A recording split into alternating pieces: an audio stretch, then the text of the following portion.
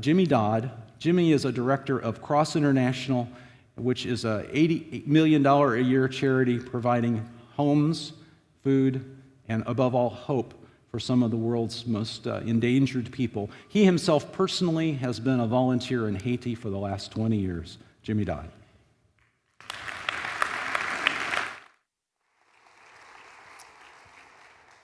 Thank you. Great to be here this morning. It was fun to see Nick do his strength demonstration. Didn't know that was going to happen. He's going to do some clean and jerk this afternoon around 3 o'clock, so come back for that.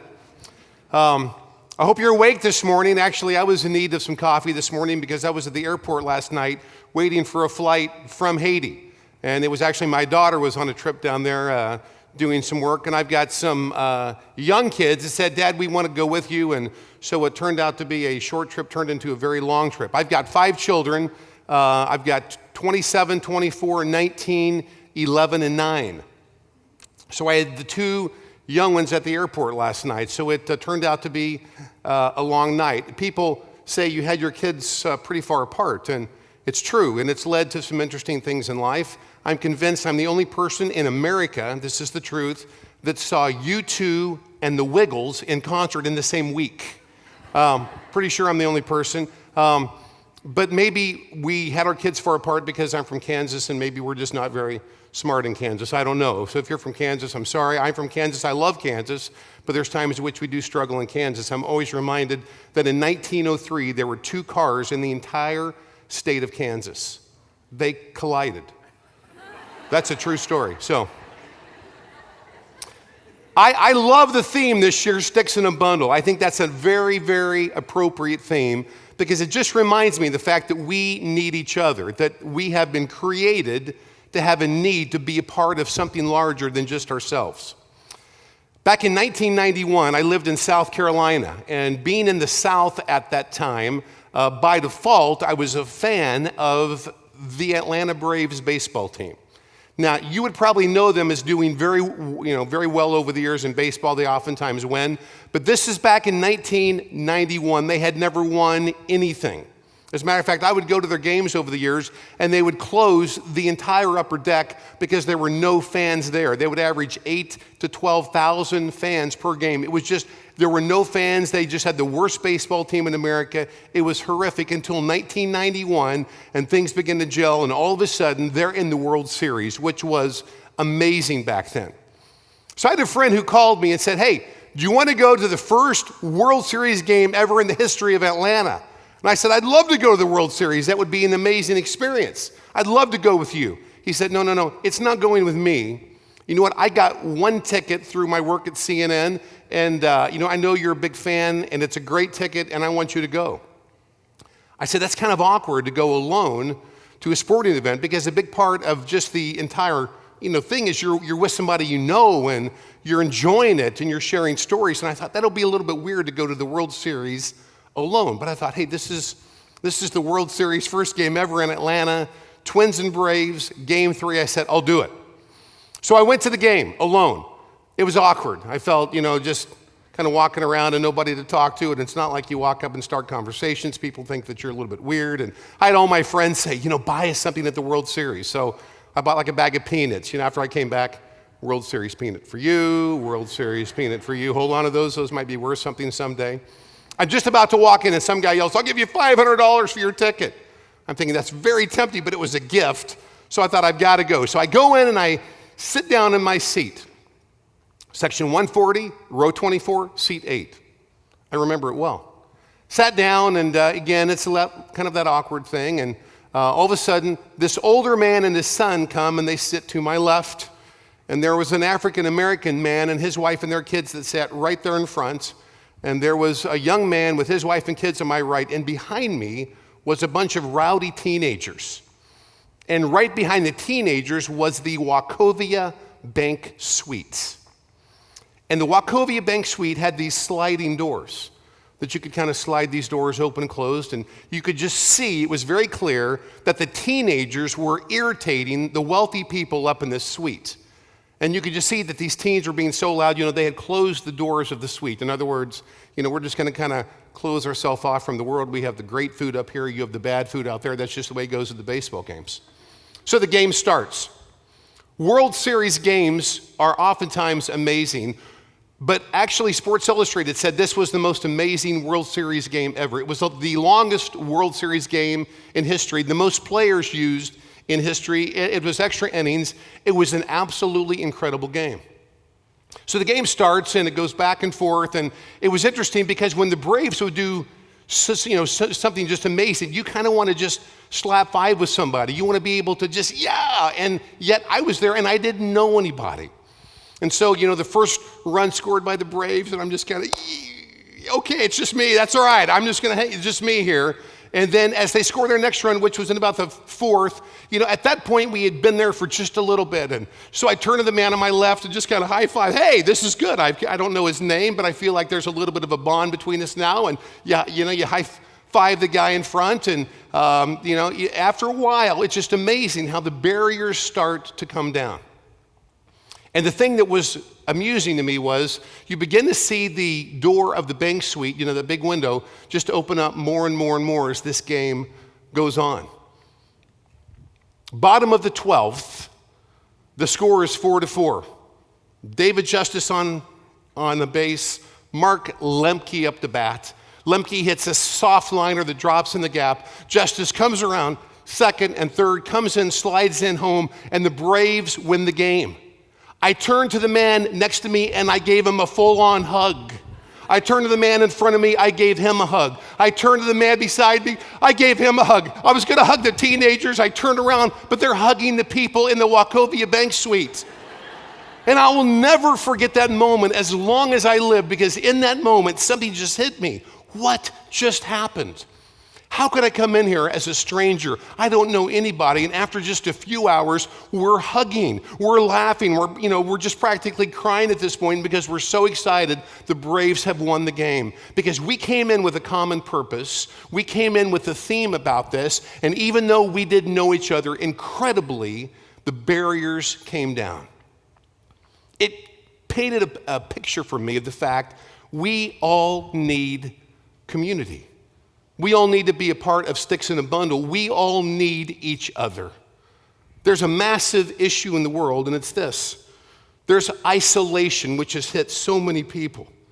But I think that once you discover what it really means to live in community, it changes our lives. Now, I think oftentimes we can become extremely discouraged because we see that there's a gap between the ideal and the real. But to long for the ideal and just constantly criticize the real is immaturity. But on the other hand, to just say we just have to be okay with the real and not strive for the ideal is just complacency. And there's a sense in which we have to strive, because maturity is learning to live with that tension, but to grow more and more. So I want to just walk you through, I think, some of the basic reasons why we need each other, why we need community. And as we tackle things as far as medicine and needs around the world, we have to realize more and more, every person here plays a role. We are all sticks in a bundle, and we desperately need each other. I think about trees oftentimes. That might seem a little strange, but I'm kind of a tree guy.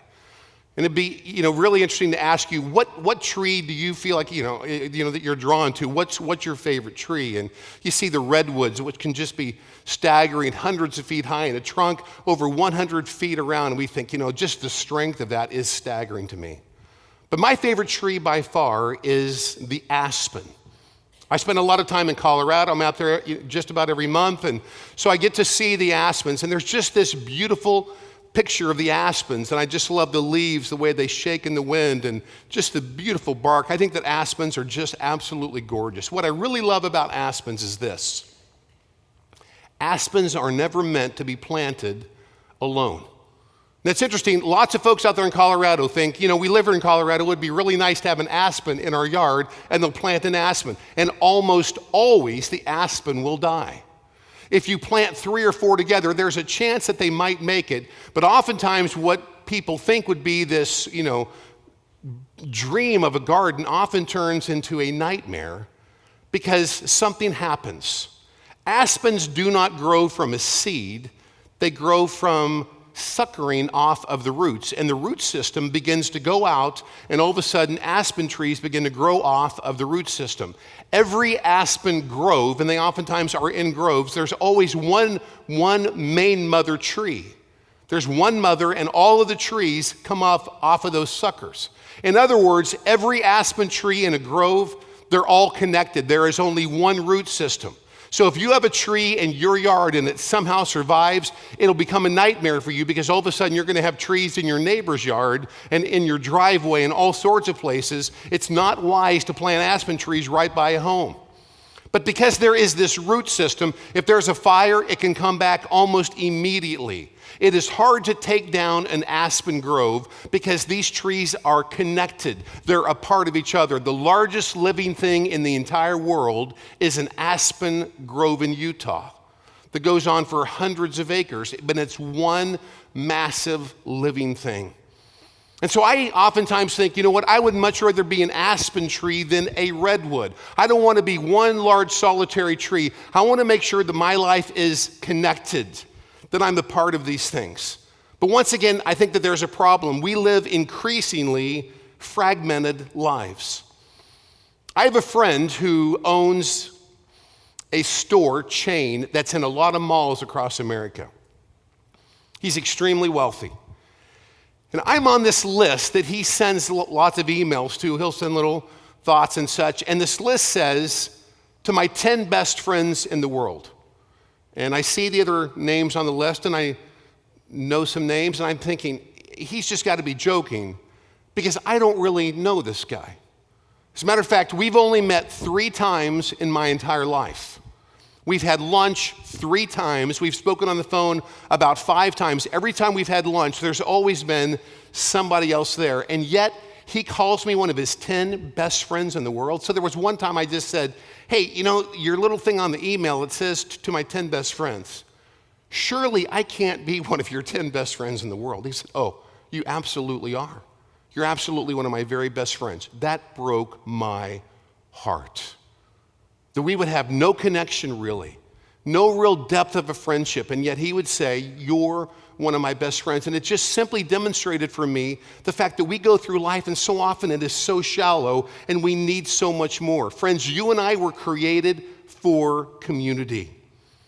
We need each other. Deep in our hearts, we all long to be released from isolation.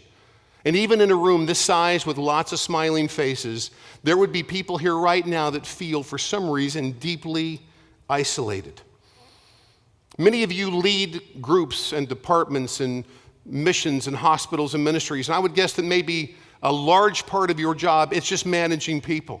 And it's just trying to work through things like relationships, which can be amazingly challenged because people get offended, they get slighted, they're upset. There's falling outs with each other.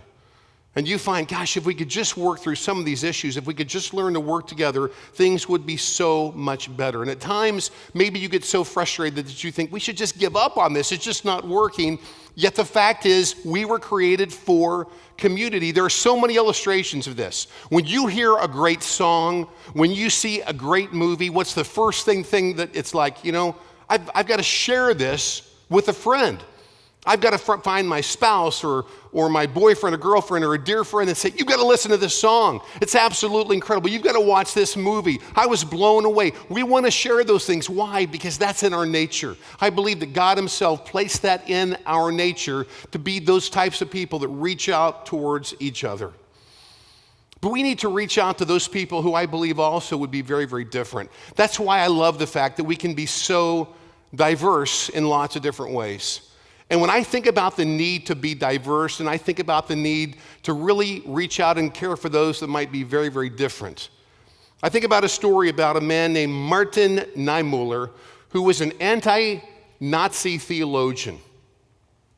And there was one point in his life where he became a prisoner of Hitler. And while he was in prison, he wrote these staggering words. First, they came for the socialists. And I did not speak out because I was not a socialist. Then they came for the trade union people, and I did not speak out because I was not a part of a trade union. Then they came for the Jews, and I did not speak out because I was not a Jew. And then they came for me, and there was no one left to speak for me. You see, we need to be people that understand that we are connected and that we speak out for each other. I know that in a room like this, in this type of a place, there would be lots of you here who call yourselves Christians, which I applaud. I'm a Christian as well. And I hear people say, well, you know what, I go and I serve the poor and I do all of these things and I want to be involved in medicine. And oftentimes I ask why. And the question I hear is, oftentimes I hear back, I go and do these things because I want people to trust in the same God that I trust in. Friends, that is a fruit of what you would do, but if that is the main reason why you're going, that's the wrong reason. We go and we serve because all people have been created in the image of God. That's why we go and serve. Because God has created us, I believe, in His image. And the fact that we look to each other and we say, I believe that because God's image is in you, that gives you dignity and respect. That means in one sense, I am no better than you are, and I have been called to serve you. So I pray that we would go with that type of a spirit and that type of an attitude. So what does it mean? How can we practically take some steps to be more and more a part of a real community? And I think that there's some gateways, and I think that every doorway has got a barrier which really tries to push back. So I'm just going to walk through a few of these things here in the rest of our time. First of all, I think that we need to be authentic people. It's so easy to be so fearful. It's interesting, but I was doing a conference with a bunch of folks about a month and a half ago in Haiti, and we had this big group that came. And I have learned over the years in Haiti that if they come, there are some things I want to have to make clear at the very, very start. First of all, they usually come with a fear, and the fear is, if you really knew me, you wouldn't like me. But you know what I've learned? Everybody has that fear. I believe that everybody here, deep down, there is some sense of, if you really knew me, if you really knew the things I think about, if you really knew the things that I daydream about, if you knew all the junk of my life, you know what? You probably wouldn't like me. It'd be humiliating for me if you really got to know me. So because I have that fear, I'm not really going to let you get to actually know me. I want to hold back a little bit. I'm not going to just allow you to be a great friend of mine, because if you really knew me, that would be the end of our friendship. I think that is one of the biggest lies in the world. And then there's that fear of, you know what, I can't allow you to get to know me because you might have resources. And if you have resources and if you actually know me, then I don't know if you're going to give me the resources that I need. And I found that if we can just be authentic, if we can just be real, if we can just be open, it absolutely can lead to a different life. Because don't believe the lie, if you really, really knew me, you wouldn't like me. Because I believe that we can share with people our joys, our fears, our hopes, all sorts of things. And I think that there can still be tremendous relationship, community, tremendous interaction. I think that if you're going to really be a part of something that's a lot larger than you, it's extremely wise to have 6 roles in your life. I have found that the folks that I've met that are really, really thriving have a boss, a trainer, a coach, a counselor, a mentor, and a friend. A boss, a trainer, a coach, a counselor, a mentor, a friend. You would be amazed at the number of leaders I speak with that say, well, I'm the boss, so I really don't have a boss. And I've had a executive coach for a little bit, but I just didn't really see the need for that. And I don't know if I would say that I have a trainer, because usually I go to the conferences and I speak and I'm the trainer. I used to have a mentor years ago. There was a mentor that was way back in med school and we lost touch. So I really wouldn't say I have a mentor. I've never been to a counselor in my life because it scares me to death. And if I was really, really honest with you, I don't have a single friend in the world. I hear that all the time, and that scares me to death, because I say without those roles in your life, you are ripe for a major fall. Because we have to be able to have those people in our life to uphold us, to care for us, to walk with us. I hope that you would be a hopeful person. There's a lot of pessimistic people out there in the world. I like to really think of myself as being a hopeful person. Now, I'm a dog guy. I don't know if you're a dog person or if you're like a cat person. I know that oftentimes that can create massive amounts of fights, in these types of places. Let me just say that I'm a dog person because I have learned that if you feed a dog, if you care for a dog, if you love a dog, if you stroke a dog, if you do these things for a dog, the dog looks at you and says, you must be God.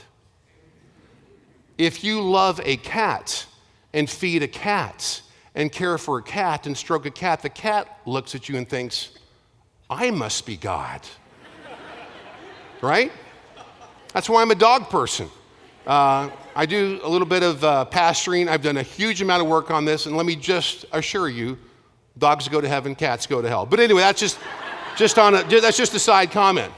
If you're a dog person, you know the big event of the year is the Westminster Kennel Club show. It takes place in New York, and all of a sudden, it's become a big deal over the years. It's now, it's on TV. It's unbelievable. And it's one of the most snobby contests in the world. It's an old sporting event. It's been around for a long time. But every year, the dogs come in, and it's the same breeds year after year after year. It's the poodles, it's the terriers. It's like, bore me. It's the same dogs every year who win.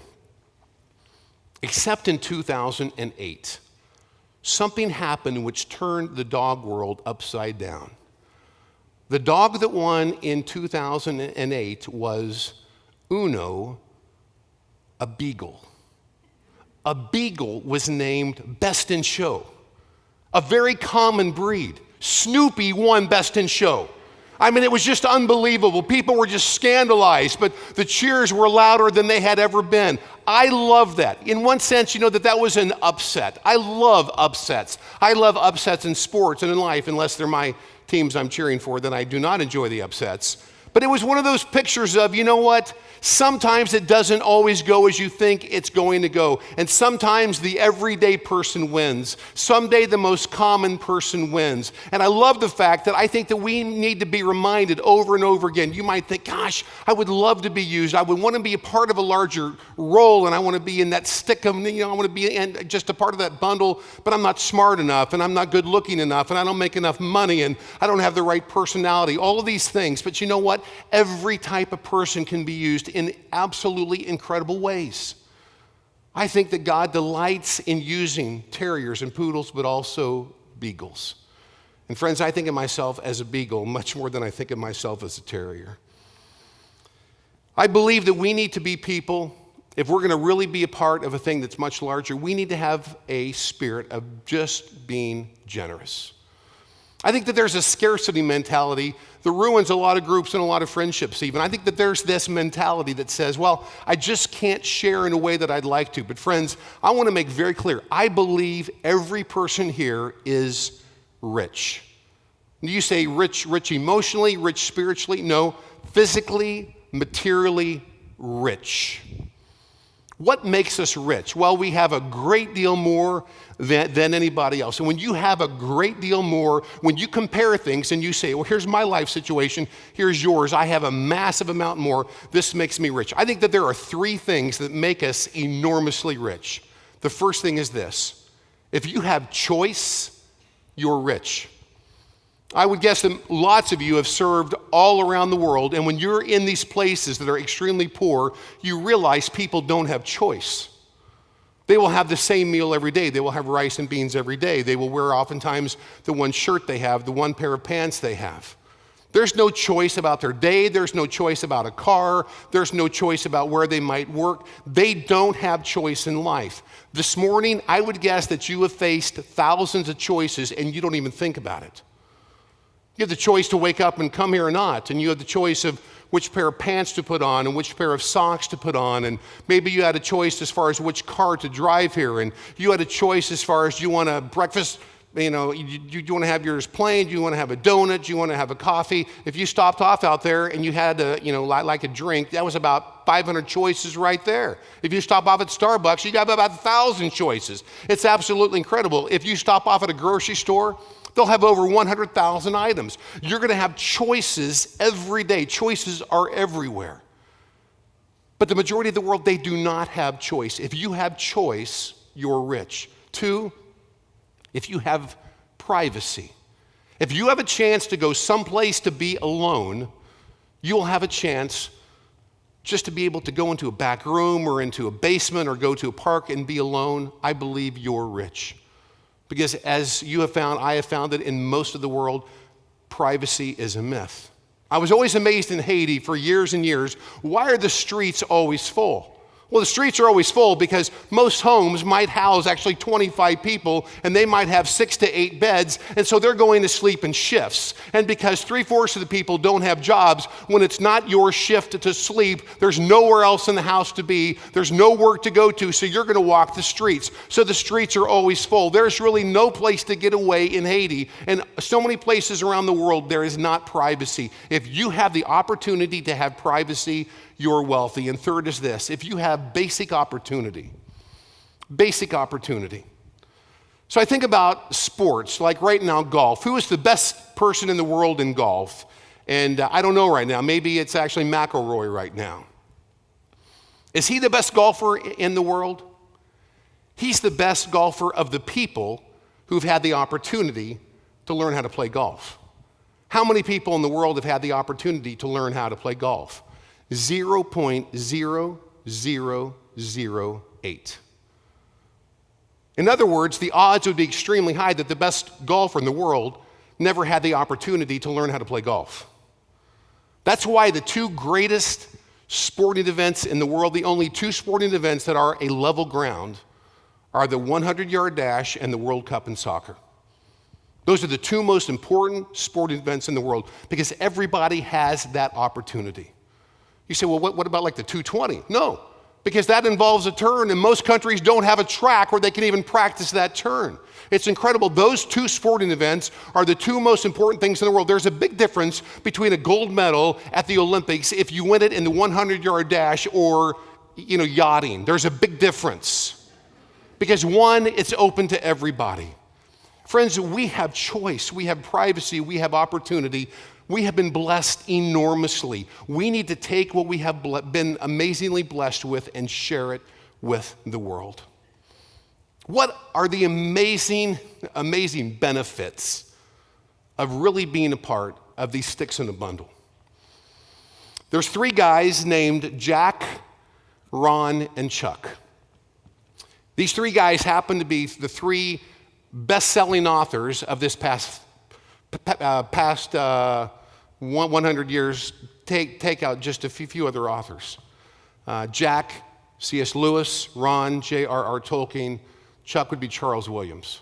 It's amazing that these 3 were really, really close friends, almost best friends. They would do a lot of things together, and they would write together and spend days together. And it's interesting that Lewis would write about this interesting, strange type of phenomenon. He said, I was always a little bit jealous of the fact that, Ron and Chuck seem to be so close, and I kind of seem to be the third wheel just lots of times.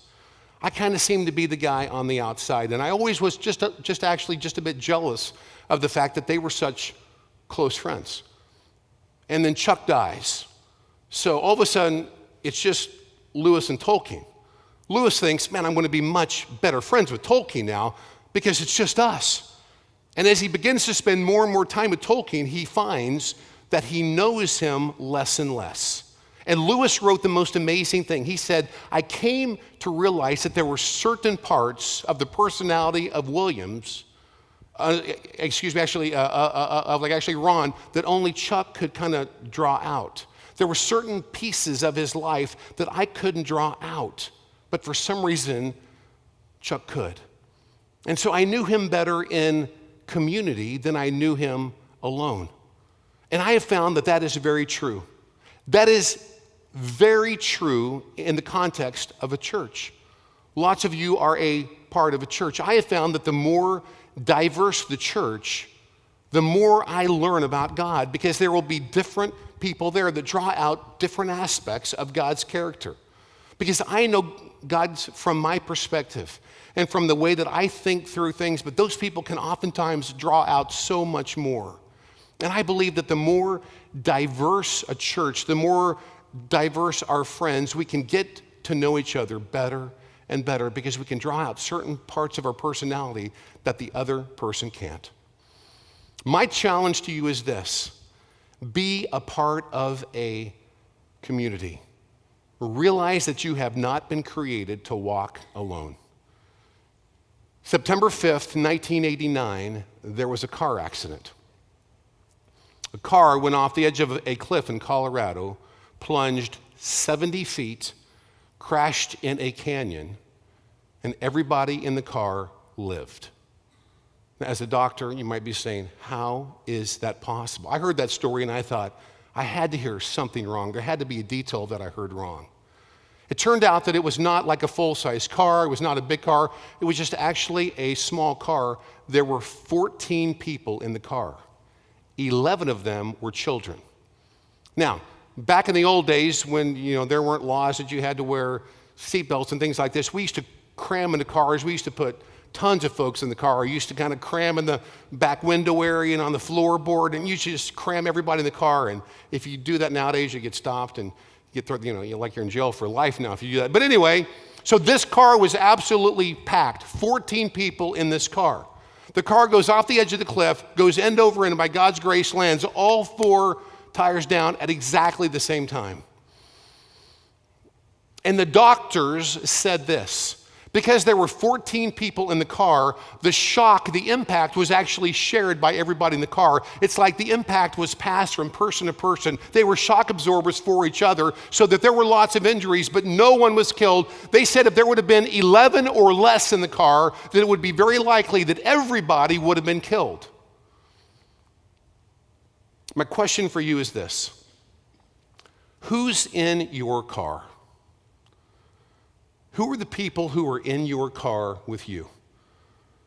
Because woe unto the person who has a crash in life and they are all alone.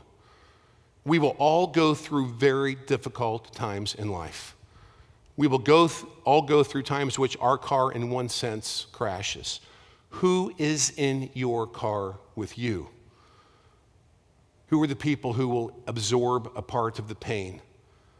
Who will be people who will be there to care for you, to love you? And I hope that as you even look around this room, that you can think, there are some friends of mine here that I know that if that was me, that those people are in my car. If you are a person who is isolated and you're thinking, I don't really know if I have anybody in my car, it would be my prayer for you that you would really look to make deeper friendships. Take a risk to be real, to be honest, to be generous, to be optimistic, to be hopeful, and to see what God could do through those friendships, because God, I believe, has created us for community. We need each other. And this conference is an awesome opportunity to meet with a lot of different people with lots of different skills from lots of different backgrounds and be reminded we have one common purpose. And in the bottom of the 12th, when that run comes home, because we share that one common purpose, there can be a deep friendship. Even amongst prior strangers, a deep friendship. So I would hope that we would be exactly what this conference is about. Sticks in a bundle, unbreakable. Thank you.